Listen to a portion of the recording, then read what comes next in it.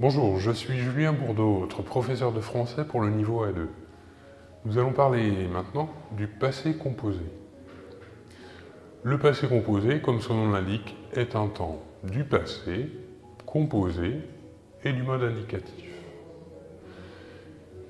Il désigne une action complètement terminée du passé, sans relation avec le présent.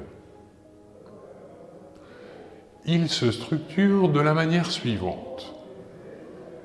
Sujet plus l'auxiliaire être ou l'auxiliaire avoir conjugué au présent, suivi du participe passé du verbe principal. Comme on le voit, nous devons réaliser un choix entre l'auxiliaire être et l'auxiliaire avoir. Alors, avec quel verbe utilise-t-on l'auxiliaire être? L'auxiliaire être est utilisé avec les verbes pronominaux, ou aussi dit réflexifs, comme par exemple se lever, se réveiller, se maquiller, se doucher, se raser.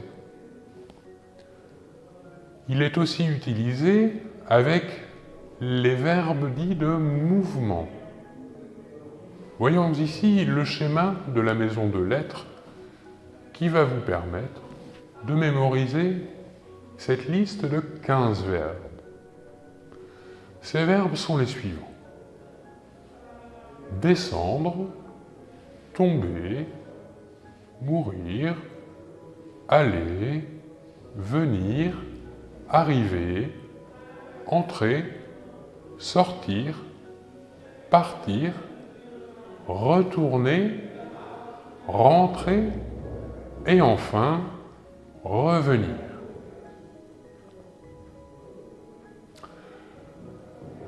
L'auxiliaire avoir, quant à lui, s'utilise pour tous les autres verbes de la langue française.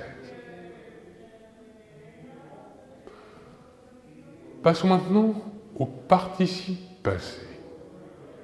Il existe des participes passés réguliers, comme par exemple pour les verbes terminant à l'infinitif en ER, le participe passé se terminera en E, accent aigu.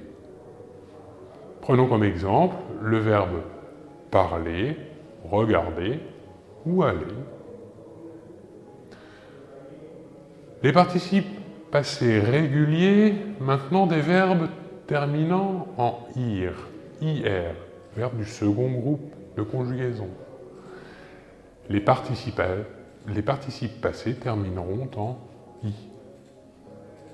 Quelques exemples de verbes. Finir, choisir, réussir, réunir. Voyons maintenant quelques participes passés irréguliers. Le verbe être deviendra été. Le verbe avoir, eu. Le verbe faire, fait. F-A-I-T. Le verbe naître, né. N-E, accent aigu. Le verbe mourir, mort, M-O-R-T. Maintenant, des verbes dont le participe passé se termine en U. Par exemple, devoir devient dû. Pouvoir devient pu. Maintenant, quelques verbes dont le participe passé irrégulier se termine en IS. Par exemple, asseoir devient assis et mettre devient mis. Maintenant, des participes passés en 1, comme par exemple pour le verbe peindre devient peint. Et craindre devient craint. Maintenant, des participes passés se terminant en R, E-R-T, comme par exemple, ouvrir devient ouvert, offrir devient offert. Maintenant, des verbes se terminant au participe passé en I. Par exemple, le verbe suivre deviendra, au participe passé, suivi. Et enfin, des participes passés se terminant en T, comme pour les verbes conduire deviendra conduit et construire deviendra construit. Intéressons-nous maintenant à l'accord du participe passé. Premier point, avec l'auxiliaire être. Le participe passé, au passé composé, avec l'auxiliaire être, s'accorde avec le sujet. Par exemple, partir. Il est parti. Il, sujet masculin singulier. Elle est partie. Elle, sujet féminin singulier. Ils sont partis. Is, il étant un sujet masculin pluriel.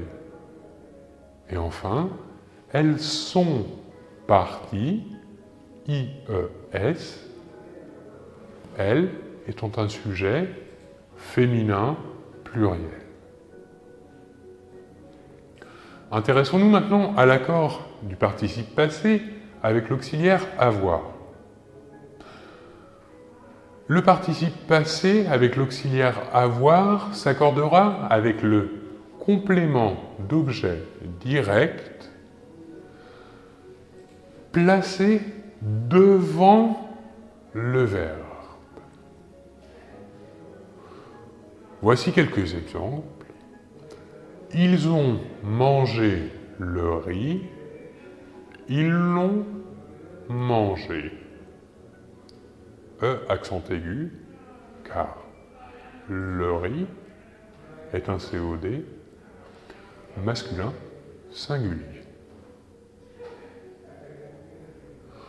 Voyons maintenant quelques exemples de verbes qui sont conjugués, quant à eux, avec l'une ou l'autre des auxiliaires. Par exemple, le verbe monter.